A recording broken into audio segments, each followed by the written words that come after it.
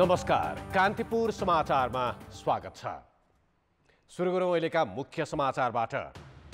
कोरोनाबाट थप 169 जनाको मृत्यु, झण्डै 8400 बिरामी थपिए। काठमाडौँमा निषेधाज्ञा जेठ 20 सम्म लम्बियो। खाद्य पसल पनि बन्द। सर्वोच्चले प्रतिनिधि सभा विघटन विवादका 30 वटा रिटको पेशी तोक्यो। पहिलो सुनवाई पर्सि हुने। संवैधानिक इजलास शुक्रबार। मतदाता लोभ्याउन चुनावमुखी बजेट ल्याउने सरकारको सुरसार। काम चलाउ सरकारले पूर्ण बजेट ल्याउन नपाउने अर्थविदको तर्क। अस्ट्रेलियाले अफगानिस्तानको काबुल स्थित दूतावास शुक्रबारदेखि बन्द गर्ने। सुरक्षा व्यवस्थामा प्रश्न।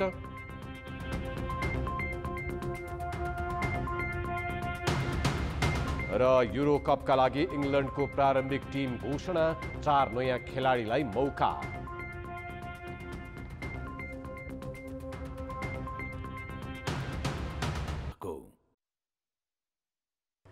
पछिल्लो 24 घण्टामा 8387 जनामा कोभिड पुष्टि भएको छ। 22306 जनाको नमुना परीक्षण गर्दा 37.5% संक्रमण देखिएको हो। स्वास्थ्य मन्त्रालयका अनुसार आज थपिएका संक्रमित मध्ये 31% अर्थात् 2613 जना काठमाडौँ उपत्यकाका हुन्। काठमाडौँपछि कास्कीमा धेरै संक्रमित थपिएका छन्। त्यहाँ आज 575 जनामा कोभिड पुष्टि भएको हो। यस्तै 169 संक्रमितको मृत्यु भएको छ। कोभिडका कारण अहिलेसम्म मृत्यु हुनेको संख्या 6700 पुगेको छ। सक्रिय संक्रमितको संख्या 1,19,000 नाघेको छ। तीमध्ये 1,08,000 भन्दा बढी घरमै छन्। 6404 जना निको भएको मन्त्रालयले जनाएको छ।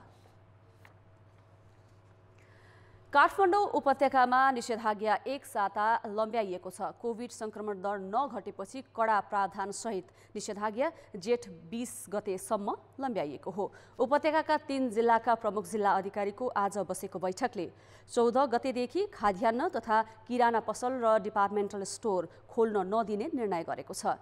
तरकारी, फलफुल, दूध, मासु र खानेपानीको हकमा भने बिहान 9 बजेसम्म पसल खोल्न पाइनेछ। अत्यावश्यक सामग्री बोकेका, बिरामी तथा कुरुवा बोकेका एम्बुलेन्स, स्वास्थ्यकर्मी तथा सुरक्षाकर्मीले प्रयोग गर्ने बाहेक सवारी साधनलाई उपत्यका प्रवेश गर्न नदिने आज जारी आदेशमा उल्लेख छ। तरकारी, फलफुल, दूध, इन्धन लगायतका ढुवानीका साधन राति 9 बजेदेखि बिहान 9 बजेसम्म मात्र चलाउन पाइनेछ। संक्रमण दर नघटेका कारण निषेधाज्ञामा कडाई गरिएको हो। एक हप्ताको लागि सर्वसाधारण नागरिकहरूले पनि अब यो सञ्चय गरेर राख्नु पर्यो। भोलि र पछि हामीले टाइम दिएको छ। यो 14 गतेदेखि 20 गतेसम्म लागू गरिएको हो। सार्वजनिक निर्माणका कामहरूको लागि पनि एक हप्ता हामीले रोक लगाएका छौँ हैन। बैंक तथा वित्तीय संस्थाहरूको हकमा पनि त्यसै गरी टाइट गरिएको छ। अहिले पनि अब संक्रमण दर अझै घटिसकेको अवस्था छैन हैन। अब संक्रमण दरलाई अझै घटाउनको निम्ति अब यो मानिसको अब जुन महामारीको रूपमा फैलिएको यो कोभिड छ त्यसलाई चाहिँ नियन्त्रण गर्नको निम्ति चाहिँ अझै हामीले प्रभावकारी कदम चाल्ने भन्ने निर्णय गरेका हो। विवाह व्रतबन्ध घर बाहिर गर्न पाइने छैन। त्यसमा पनि 7 जना भन्दा बढी उपस्थित हुन पाइँदैन। अत्यावश्यक बाहेकका सरकारी कार्यालयको सेवा स्थगन गर्ने तथा वाणिज्य ब्याङ्कले 3 भन्दा बढी शाखा खोल्न नपाउने निर्णय प्रमुख जिल्ला अधिकारीहरूको बैठकले गरेको छ। निषेधाज्ञा उल्लङ्घन गर्नेमाथि कोभिड सङ्कट व्यवस्थापन अध्यादेश अनुसार कारबाही हुनेछ। कोभिड संक्रमण दर नघटे पनि बिरामीले अहिले अस्पतालमा शय्या पाउन पालो कुर्नुपर्ने समस्या छैन। अस्पतालका प्राङ्गणमा बिरामी देखिन छाडेका छन्। तर यसो भनेर स्थिति सम्हालिसक्यो भन्ने चाहिँ होइन। गम्भीर खालका बिरामीका कारण आइसियु र भेन्टिलेटरमा बिरामी दिनदिनै थपिरहेका छन्। निको बनाएर घर पठाएका बिरामीलाई नै आइसियुमा राख्नु परिरहेको छ। महाराजगञ्जको एक साता अगाडिको दृश्य हो यो। भित्र राख्ने ठाउँ नभएपछि बिरामीलाई बाहिरै उपचार गर्नु परेको थियो। प्राङ्गणमा बिरामीको चापका कारण एम्बुलेन्सको ओहोर दोहोरमै समस्या थियो। त्यो दृश्य अहिले फेरिएको छ। मंगलबार दिउँसो अस्पताल बाहिर बिरामी देखिएनन्। बिरामीले भित्रै उपचार पाइरहेका छन्। शुक्रराज ट्रपिकल तथा सरुवा रोग अस्पतालको अवस्था पनि फरक छैन। यहाँ पनि अहिले एक साता अघि जस्तो बिरामीलाई बाहिर राख्नु परेको छैन। धेरै बिरामी आएर जुन एउटा हामीले बाहिर पनि राखेर उपचार गर्नुपर्ने अवस्था आएको थियो, त्यो चाहिँ केही हदसम्म चाहिँ अलिकति रिल्याक्स यसरी चाहिँ हामीले बुझ्नुपर्ने हुन्छ। तर यसको मतलब यो होइन आइसियु भेन्टिलेटर खाली भयो त्यो होइन, भित्र पनि छ नै। तर हाम्रो जुन एउटा अवस्था सिर्जना भयो त्यो अवस्था सिर्जनाले चाहिँ कहीँ न कहीँ अलिकति चाप चाहिँ कम भएको चाहिँ सङ्केत चाहिँ गर्छ। अस्पतालमा बिरामीको चाप केही कम भएको छ, जसले उपचार सहज बन्दै गएको छ। तर गम्भीर प्रकृतिका बिरामी भने घटेका छैनन्, बरु बढिरहेका छन्। गम्भीर प्रकृतिका बिरामीलाई आइसियु र भेन्टिलेटरमा उपचार गरिन्छ। जेठ 1 मा उपत्यकाका अस्पतालमा 180 जना आइसियु र 101 जना भेन्टिलेटरमा थिए। त्यो संख्या 10 दिनमा निकै बढिसकेको छ। उपत्यकामा अहिले कोभिडका 483 बिरामी आइसियु र 181 बिरामी भेन्टिलेटरमा छन्। अर्थात् आइसियुमा 10 दिनमै 168% बिरामी बढेका छन्। निको भएर घर फर्किएकाहरूमा समेत गम्भीर समस्या देखिएको छ। के हदसम्म इमर्जेन्सीमा घटे तापनि बिरामीलाई चाहिने भेन्टिलेटरको आवश्यकता र उनीहरू चाहिँ आइसियुमा जानु पर्ने स्थिति यथावत रहेको छ। सेकेन्ड वेभमा चाहिँ बिरामीको जुन समस्या छ अलिकति फरक खालको देखिन्छ। बिरामीहरू चाहिँ उपचार के हदसम्म उपचार गरेर सकिसकेपछि पनि 1 दिन 2 दिनमै सास फेर्न अप्ठ्यारो भएर फेरि हस्पिटल आउनुपर्ने र हस्पिटल आएर चाहिँ भेन्टिलेटरमै जानुपर्ने स्थिति छ। जेठ 1 मा देशभर आइसियुमा 1331 र भेन्टिलेटरमा 370 बिरामी थिए। मङ्गलबार त्यो संख्या आइसियुमा 1672 र भेन्टिलेटरमा 447 पुगेको छ। गम्भीर बिरामीले आइसियु र भेन्टिलेटर पाउन निकै हारगुहार गर्नुपर्ने अवस्था रहेकाले अस्पताल परिसरमा उपचार गरेको दृश्य नदेखिएकै आधारमा स्थिति सहज भएको रूपमा बुझ्नु गलत हुनेछ। कान्तिपुर समाचारका लागि क्यामेरामा सञ्जय लुटेलका साथ कृपाल गौतम, काठमाडौँ। प्रतिनिधि सभा विघटन विवादमा परेका रिटको पहिलो सुनवाई पर्सि बिहीबार हुने भएको छ। सर्वोच्च अदालतमा अहिलेसम्म दर्ता भएका 30 वटा रिट मध्ये 19 वटाको प्रारम्भिक सुनवाई पर्सि बिहीबार एक न्यायाधीशको इजलासमा हुनेछ। यी रिटमा प्रतिनिधि सभा विघटन र मध्यावधि निर्वाचनको घोषणा गर्ने सरकारको कदम तत्काल रोक्न अन्तरिम आदेश पनि माग गरिएको छ। संवैधानिक इजलासमा सुनवाई हुनुपर्ने माग भएका निवेदनहरूको सुनवाई भने शुक्रबारबाट हुनेछ। संवैधानिक इजलासमा प्रधान न्यायाधीश सहित 5 न्यायाधीश रहन्छन्। सर्वोच्च प्रशासनका अनुसार 4 वटा रिटमा हालकै प्रधानमन्त्री केपी शर्मा ओलीलाई पुनः नियुक्ति गर्नुपर्ने माग गरिएको छ। तर बाँकी रिटमा नेपाली कांग्रेसका सभापति शेरबहादुर देउवालाई प्रधानमन्त्री नियुक्त गर्नुपर्ने जिकिर छ। संविधानको धारा 76 को उपधारा 5 बमोजिमको सरकार गठनका लागि आह्वान गर्दा ओली र देउवाले दावी गरेका थिए। राष्ट्रपतिले शुक्रबार कुनै दुवै दावी अस्वीकार गरेपछि मन्त्री परिषदले तत्कालै संसद विघटन गरी मध्यावधि निर्वाचनका लागि सिफारिस गरेका थिए। सो सिफारिस राष्ट्रपतिले रातारात सदर गरेको भन्दै कांग्रेस, माओवादी, एमालेकै माधव नेपाल खेमा, जसपाको उपेन्द्र यादव समूह र जनमोर्चा सहितको विपक्षी गठबन्धनका 146 सांसदको हस्ताक्षर सहित सामूहिक रिट दायर गरेका छन्। प्रधानमन्त्री ओलीले यसअघि गत पुस 5 मा गरेको विघटनलाई सर्वोच्च अदालतको संवैधानिक इजलासले फागुन 11 गते बदर गरिदिएको थियो। प्रतिनिधि सभा विघटनलाई 4 पूर्व सभामुखले दुर्भाग्यपूर्ण भनेका छन्। प्रतिनिधि सभा विघटनपछि उत्पन्न सङ्कट र निकासका बारेमा सभामुख अग्निप्रसाद सापकोटाको अग्रसरतामा भएको छलफलमा उनीहरूले बजेट आउनु अघि नै अदालतबाट पुनर्स्थापना होस् भन्ने अपेक्षा पनि गरेका छन्। साथै उनीहरूले राजनीतिक समस्याको समाधान संसदबाटै खोजिनुपर्नेमा पनि जोड दिएका छन्। बैठकमा पूर्व सभामुख रामचन्द्र पौडेल, ओन्सरी घरती र कृष्णबहादुर महरा भौतिक रूपमै उपस्थित थिए भने तारानाथ राणाभाट भर्चुअल माध्यमबाट जोडिएका थिए। संविधान सभा अध्यक्ष समेत रहेका पूर्व सभामुख सुभाष नेमुवाङ भने सहभागी भएनन्। ब्रेकपछि पुनः स्वागत छ। नेकपा एमालेका पूर्व महासचिव तथा पूर्व प्रधानमन्त्री माधव कुमार नेपालले प्रधानमन्त्री तथा पार्टी अध्यक्ष केपी शर्मा ओलीले जनता, लोकतन्त्र र संविधान तथा सिङ्गो कम्युनिस्ट आन्दोलनप्रति गद्दारी गरेको आरोप लगाएका छन्। पार्टीले कारबाही गरेको भोलिपल्टै सामाजिक सञ्जाल मार्फत अपिल जारी गर्दै नेता नेपालले केपी ओली नेतृत्वको सरकारलाई हटाएर मुलुकमा कानुनी राज स्थापना गर्नुपर्नेमा जोड दिएका छन्। कानुनी, राजनैतिक तथा सडक सङ्घर्षबाट ओलीलाई हटाउनुपर्ने उनको आग्रह छ। राष्ट्रघाती र प्रतिगमनकारीको रूपमा सिङ्गो कम्युनिस्ट आन्दोलन विसर्जन गर्ने पात्रका रूपमा ओलीले आफूलाई स्थापित गरेको पनि नेपालको आरोप छ। एमालेबाट नेताहरूलाई गरिएको कारबाही पनि औचित्यहीन र अनाधिकारिक भएको नेता नेपालको जिकिर छ।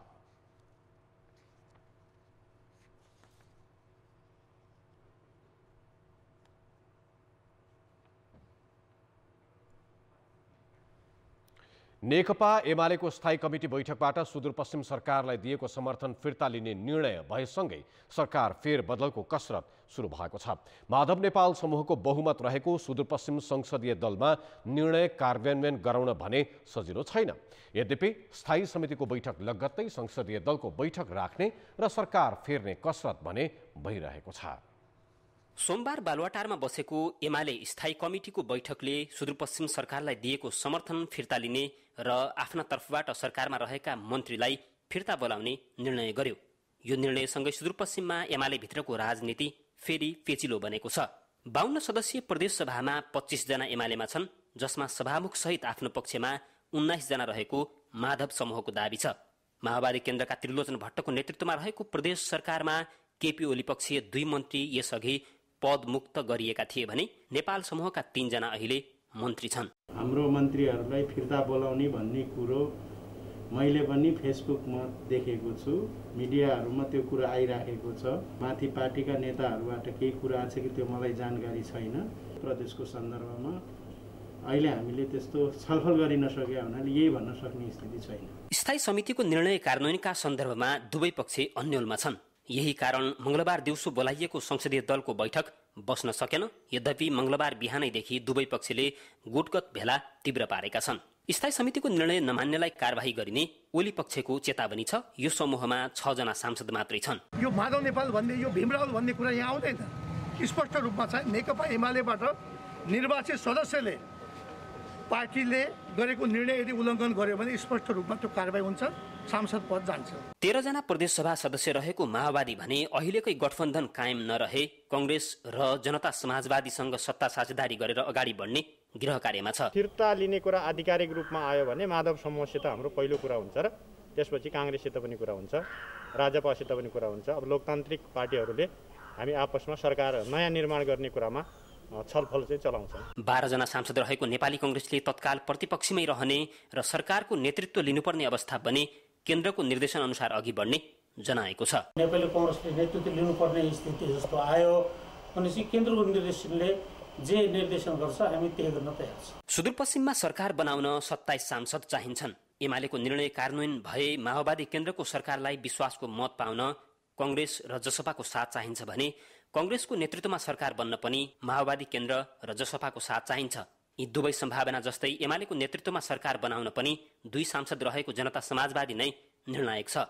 स्थायी कमिटीको निर्णय अनुसार जाँदा आफूहरूले पाएको अवसर गुम्ने र नमान्दा कारबाही भोग्नुपर्ने बाध्यतामा माधव नेपाल समूहका नेता छन्। यता केन्द्रमा विरुद्धमा बनेको गठबन्धन र बहुमत सांसद अर्को समूहमा रहेकाले ओली पक्षीय सांसदको नेतृत्वमा सरकार बन्न सक्ने सम्भावना न्यून छ।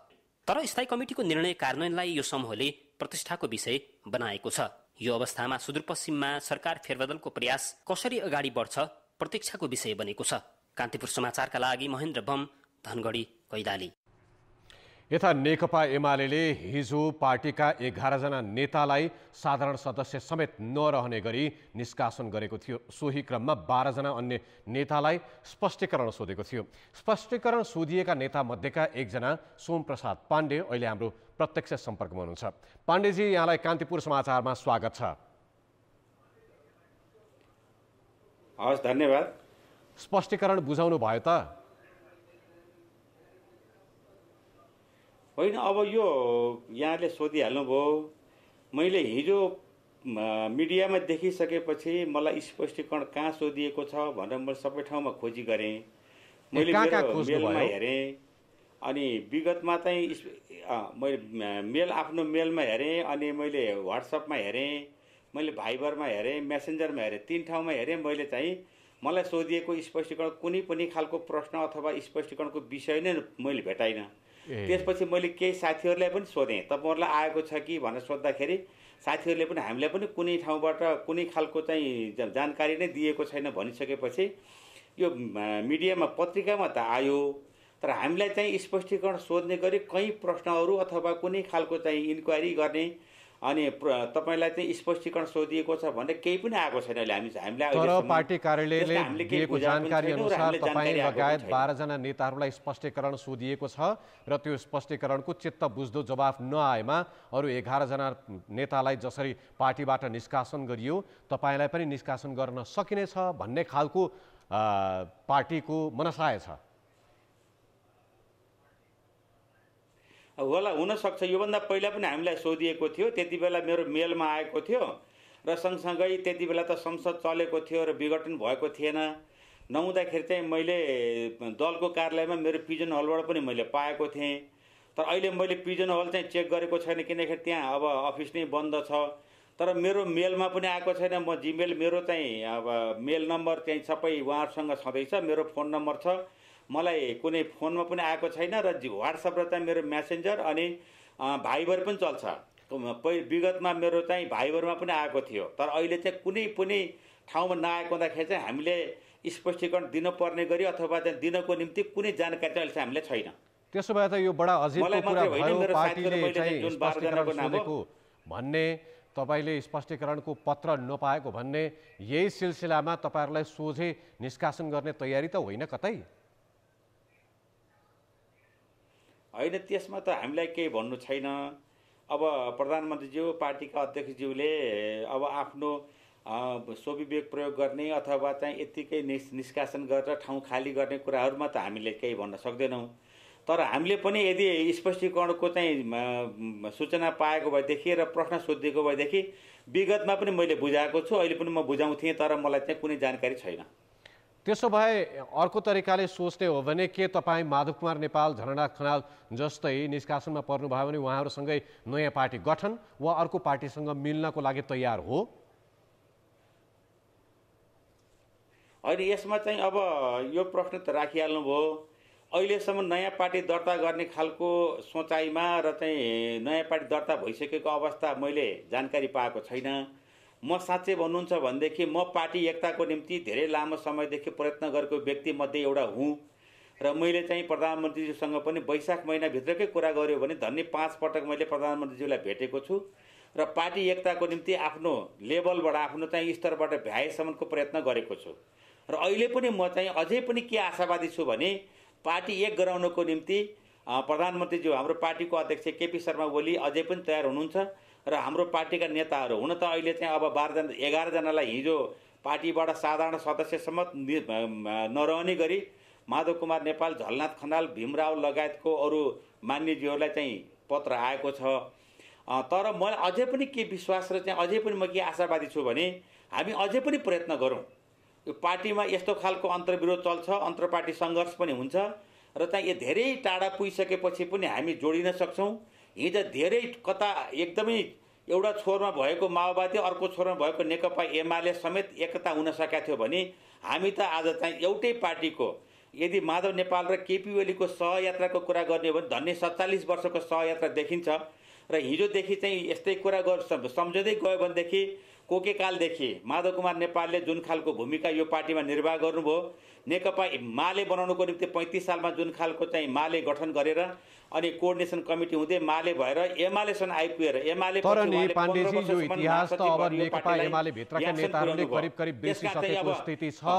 तपाईहरूले अर्को दलको नेतृत्वमा सरकार बनाउनका लागि हस्ताक्षर समेत गरेर अनि अदालतसम्म धाएर यो सबै प्रक्रिया चलिरहेको बेलामा र पार्टीका त्यत्रा 11 जना नेताहरूले निष्कासन गरिसकिएको अवस्थामा उहाँहरूलाई फिर्ता बोलाएर अब पार्टी एक ढिका हुन सक्ने सपना यो दिवा स्वप्न जस्तो मात्रै भएन? होइन, दिवा स्वप्न मैले भनिसकेँ नि त। हिजो हाम्रो चाहिँ धेरै कार्यनीतिमा सैद्धान्तिक रूपमा चाहिँ एक खालको चाहिँ मार्गदर्शक सिद्धान्त एउटै भए पनि कार्यनीतिक हिसाबले धेरै टाढा थियो नेकपा माओवादी केन्द्रसँग भने हामी 2075 सालको जेठ 3 गते एकता गरेका छौँ। भनेपछि चाहिँ हामी एकता गर्नको निम्ति यी सबै कुराको चाहिँ रोकटोक छेकबार हुन सक्दैन, एकता हुन सक्छ। यसमा मात्रै के हो भने नेताहरू, जिम्मेवार नेताहरू, सर्वप्रथम त अध्यक्ष एवं प्रधानमन्त्री केपी शर्मा ओलीज्यू, त्यसपछि गएर चाहिँ माधव कुमार नेपाल, झलनाथ खनाल र लगायतको नेताहरू चाहिँ लचिलो बन्नु पर्यो, पार्टी एकता हुन सक्छ। अझै पनि हामीले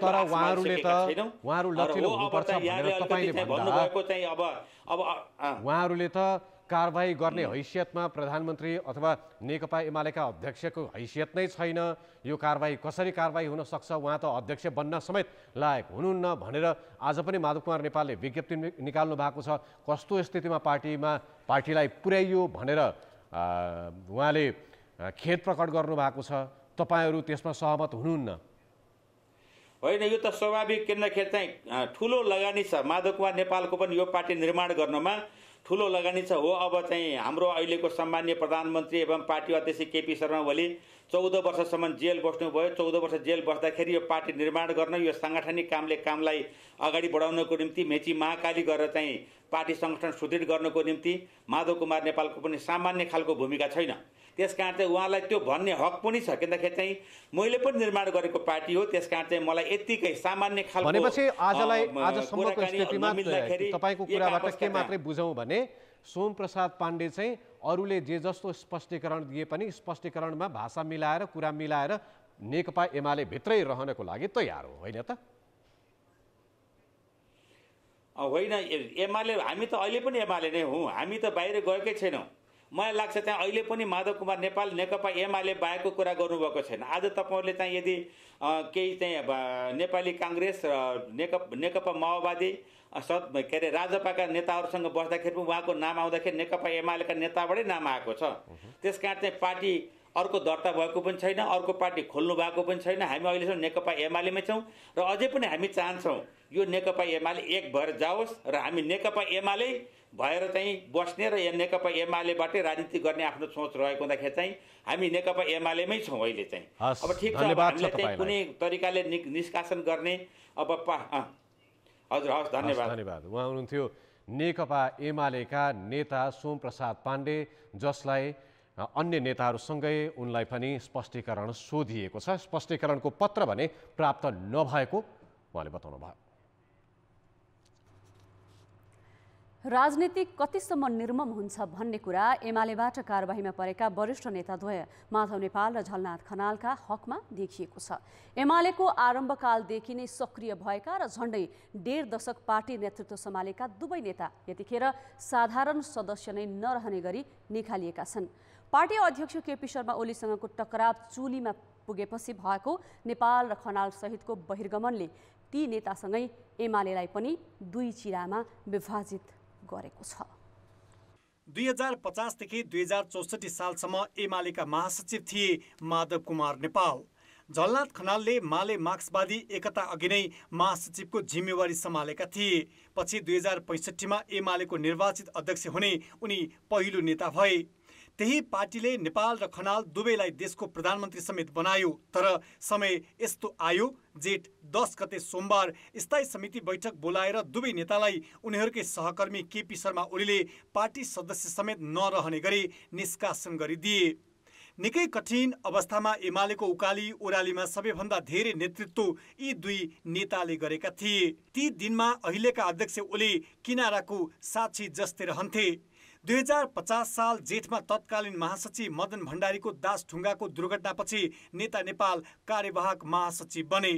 विद्रोही माओवादीसँग वार्ता, 2054 मा एमाले विभाजन होस् या प्रतिगमन आधा सचियो भन्दै सरकारमा जानेदेखि राजतन्त्र विरुद्ध सशक्त आन्दोलनमा एमालेको नेतृत्व नेपालले नै गरेका थिए। तर 2064 सालको संविधान सभा चुनावमा पार्टीले हार बेहोरेपछि उनले नैतिकताको आधारमा राजीनामा गरे। त्यसपछि नेता खनाल नेतृत्वमा आए। 2065 मा 8औं महाधिवेशनमा ओलीलाई पराजित गर्दै खनाल अध्यक्ष बनेका थिए। यस बीचमा दुवै नेता प्रधानमन्त्री समेत बने। तर समय सधैँ उस्तै रहेन। 9औं महाधिवेशनमा पार्टी अध्यक्षको दावेदार बनेका नेपालले ओलीसँग चुनाव हारे। त्यसता व्यक्तिगत टकराव कहिल्यै साम्य भएन। ओलीसँग झिनो मतले पराजित नेपाललाई हार स्वीकार्न कठिन भयो भने ओलीले पार्टीमा एकाधिकार कायम गर्दै नेपाल र खनाललाई पाखा लगाउन खोजे। ओलीको कार्यशैलीप्रति सुरुदेखि नै एमालेको ठुलो पंक्ति असन्तुष्ट बन्दै गयो। अझ 2075 जेठ 3 मा एमाले र माओवादी बीचको एकतालाई पनि ओलीले शक्ति आर्जन गर्ने रणनीति मात्रै बनाए। त्यो श्रृङ्खलाले न नेकपा रह्यो न त एमाले नै सग्लो भयो, बरु एमालेका संस्थापकहरू नै निकालिने स्थिति बन्यो। अहिले पनि विधि प्रक्रियाको कुरा गर्छन् हैन। अब विधि प्रक्रियाको कुरा गर्नेहरूले हुँदै हुँदै र बीचमा केपीले विधि प्रक्रिया तोडे, उनले तोडे। अब अस्ति त उनीहरू निकट आइसकेका थिए हैन। निकट आइसकेको 27 वैशाखमा उनीहरू पल्लो किनारा पुगेर आइसकेका थिए। अब त उनीहरू मिल्छन् कि मिले हुन्थ्यो, मिल्छन् कि अब यिनीहरूले खालि यो पदको र भागभण्डाको मात्रै कुरा गरेका छन्। अब योभन्दा डिपली गएर यिनीहरूले दिगो एकता गरे हुन्थ्यो। अहिलेको यो यसले त सफाइ मात्रै हुन्छ भनेर मैले सोच्थेँ। पछि के भयो, माधव नेपालले पार्टीको भनौँ संस्थापन पक्षको उम्मेदवारको विरुद्धमा अर्को उम्मेदवार खडा गरे। त्यहाँदेखि फेरि यिनीहरूको विग्रह सुरु भयो, आज यो ठाउँमा पुगेका छन्। भनेपछि मुख्य कुरा उनीहरू मार्क्सवादी रहेनन्। दोस्रो, उनीहरूले मार्क्सवादी रहिन्जेल पनि उनीहरूले मार्क्सवादलाई नेपालमुखी ढङ्गले नेपालको वस्तुस्थिति, नेपालको विशेषताहरू अनुरूप नेपालको हित गर्न, नेपाली जनताको हित गर्नको लागि मार्क्सवाद प्रयोग गरेनन्। नेपाल कम्युनिस्ट आन्दोलनको सबैभन्दा बलियो पार्टी एमाले यसअघि पनि 2054 सालमा विभाजित भएको थियो। ओली र नेपाल खनाल समूहको टकराव बढ्दै जाँदा अहिले फेरि विभाजनको त्यही नियति दोहोरिएको छ। अध्यक्ष ओलीले नव महाधिवेशनबाट निर्वाचित उपाध्यक्ष सहित बहुसंख्यक पदाधिकारी सहितका नेताहरूलाई निकालेका छन्। असन्तुष्ट पक्षले पनि देशव्यापी अलग्गै संगठन मात्रै बनाएको छैन, विपक्षी गठबन्धनसँग सहकारी गरेर ओलीलाई सत्ताबाट हटाउन प्रयास गरिरहेको छ। कम्युनिस्ट आन्दोलनमा खास गरिकन अब केपी ओलीको उदय भएदेखि आएर चाहिँ के देखियो भने एउटा कब्जाको सिद्धान्त अगाडि बढ्यो। उनले के गर्यो भने माधव नेपाल, झलनाथ खनाल वा त्यसै गरिकन वामदेव गौतमका कमजोरीहरूलाई आफ्नो स्वार्थका लागि उपयोग गर्दै एकलाई अर्कोसँग भिडाउँदै उनी अगाडि बढेका हुन्। कसैलाई कुनै बेला के को प्रलोभन दिए, कसैलाई कुनै बेला के प्रलोभन दिए, तर त्यो कहिले पुरा गरेनन् र यसरी त्यो छलकपट, छक्का पञ्जा यही खालको नीति अवलम्बन गर्दै केपी ओली त्यहाँसम्म पुगेका हुन्। र अहिले आएर के छ भने कब्जाको जुन उनको आफ्नो मनोकांक्षा थियो त्यो यहाँ आएर पुरा भएको देखिन्छ। एमालेबाट निकालिएपछि अब नेता नेपाल र खनालको राजनीतिक भविष्य के हुन्छ भन्ने प्रश्न जति पेचिलो छ, एमालेका लागि आगामी दिन के हुन्छ भन्ने सवाल पनि सँगसँगै उठेको छ। कान्तिपुर समाचारका लागि क्यामेरामा रूपक कोइरालाका साथमा नवराज पाण्डे, काठमाडौँ।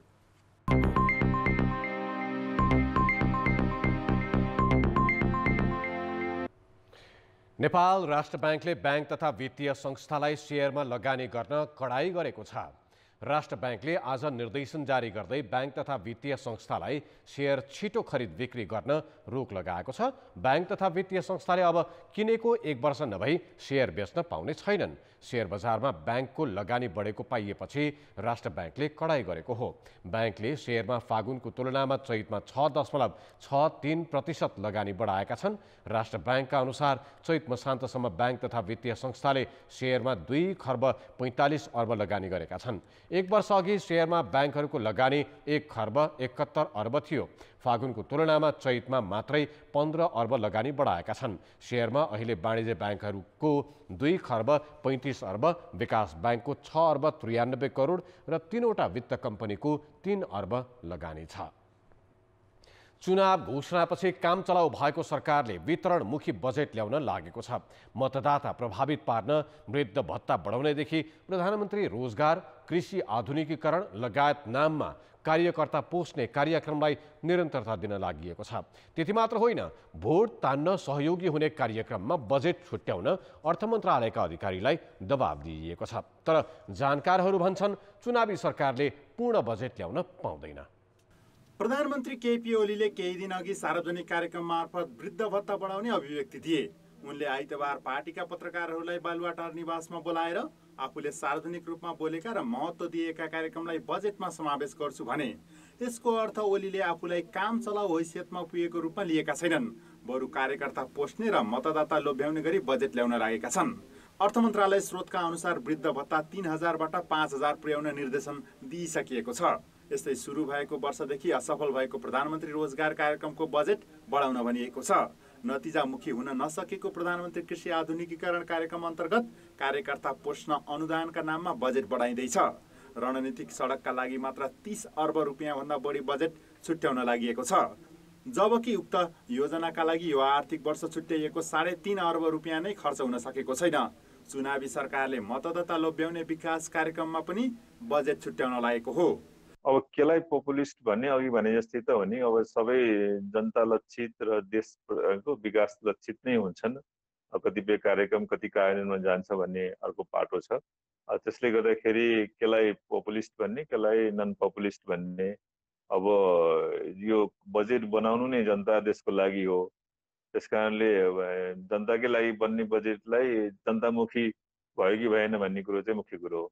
सरकारले जेठ 15मा बजेट ल्याउँदैछ। त्यो दिन बजेट ल्याउनु संवैधानिक बाध्यता हो। कार्तिकमा चुनाव गर्ने घोषणा गरिसकेकाले सरकार काम चलाउ भइसकेको छ। त्यसैले यो सरकारले पूर्ण बजेट ल्याउने हैसियत नै गुमाइसकेको कतिपयको भनाइ छ। विकास निर्माणका काम हिउँदमा अगाडि सुरु नहुने र चुनाव भए त्यो बेलासम्म नयाँ सरकार आइसक्ने भएकाले कोभिड रोकथामलाई प्राथमिकता दिएर बजेट ल्याउनु पर्ने उनीहरूको सुझाव छ। यो बेलामा, यो महासङ्कटको बेलामा फजुल अनुत्पादक प्रकारका खर्चहरूलाई व्यापक रूपमा कटौती गर्ने र चाहिँ सञ्चालन गर्ने कार्यक्रमलाई बढी परिणाममुखी बनाउने सँगै चाहिँ सरकारको अनावश्यक रूपमा चाहिँ बढी दायित्व नथपिने गरिकन चाहिँ त्यो ढङ्गले चाहिँ बजेट ल्याउनुपर्छ भन्ने मलाई लाग्छ। कोभिडले आर्थिक क्रियाकलाप शिथिल भएको असर राजस्वमा परिसकेको छ। अर्को वर्ष पनि धेरै राजस्वको अपेक्षा गर्न नसकिने भएकाले स्रोतको आधारमा खर्च कटौती गर्नुपर्ने दबाव छ। तर भोट प्रभावित हुन्छ भन्ने डरले सरकारले फजुल खर्चलाई समेत बजेटमा निरन्तरता दिन लागेको मन्त्रालय स्रोतले बताएको छ। कान्तिपुर समाचारका लागि सुमन पन्थ, काठमाडौँ। ब्रेकपछि पुनः स्वागत छ। अब जनमतको अन्तिम परिणाम। जनमतमा हिजो हामीले सोधेका थियौं, निषेधाज्ञा प्रभावकारी नभएकाले महामारी नघटेको भन्ने स्वास्थ्य मन्त्रीको अभिव्यक्तिलाई के भन्नुहुन्छ? ए यथार्थ बोली, बी अक्षमताको स्वीकारोक्ति र सी जिम्मेवारी नलिने प्रवृत्ति। जनमतको अन्तिम परिणाम यस्तो छ। ए यथार्थ बोलीमा 38%, बी अक्षमताको स्वीकारोक्तिमा 43% र सी जिम्मेवारी नलिने प्रवृत्तिमा 19% मत प्राप्त भएको छ। अब आजको प्रश्न। जनमत आगामी बजेटको प्रमुख प्राथमिकता के हुनु पर्ला? ए मध्यावधि निर्वाचन, बी महामारी नियन्त्रण र सी जनतालाई राहत।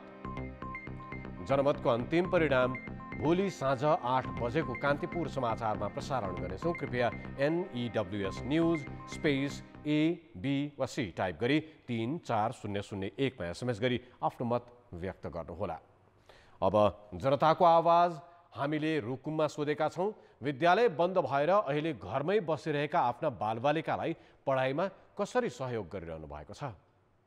जनताको आवाज। बाबु नानीहरू बसेर पढ, आखिर एक दिन चाहिँ यो कोरोना महामारी सिद्धिएर जान्छ, फेरि एउटा सामान्य अवस्थाको सुरुवात हुनेछ भनेर हामीले उनीहरूलाई चाहिँ बारम्बार हामीले भन्ने, हामीले निर्देशन गर्ने कुराहरू गरिरहेका छौँ। नजानेका कुराहरू नेट इन्टरनेटहरूबाट सरहरूसँग सोधिरहेछन्। अनलाइन क्लास पढ भन्ने अनलाइनको सुविधा छैन। अब त्यही टिभीको भर हो। टिभी पनि अब बत्ती नियमित छैन। पढ भनिरहेछौँ, पढिरहेछौँ नि घरमा बसेर पनि। प्र्याक्टिकल नलेजमा पनि उनीहरूलाई जोडेर अगाडि बढाउने कुरामा हामीले बच्चाहरूलाई स्कुलिङ गरिरहेछौँ। 1 घन्टा एउटा विषय त्यसरी नै सिकाइरहेको छु। अनि त्यसपछि नास्ता खान्छन्। अब बाहिर खेल्ने पनि छैन वातावरण, भित्रै खेल्ने। घरमा इन्टरनेट भावनाले अब इन्टरनेटबाट अब क्लास लिइराखेको छ न त। घरै बस यहीँ पर भन्छौँ। अब भित्रै टिभी छ, मोबाइलमा यताउता पढिरहेका छन्।